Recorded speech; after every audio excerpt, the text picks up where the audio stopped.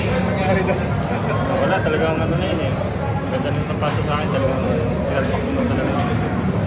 Iwan na sana sasabay din si Kuya Belgo. So yun, hopefully naman pumasok din. Nagkausap ba kayo pagkatapos? Pero ano, nagabang matagal mo na ba?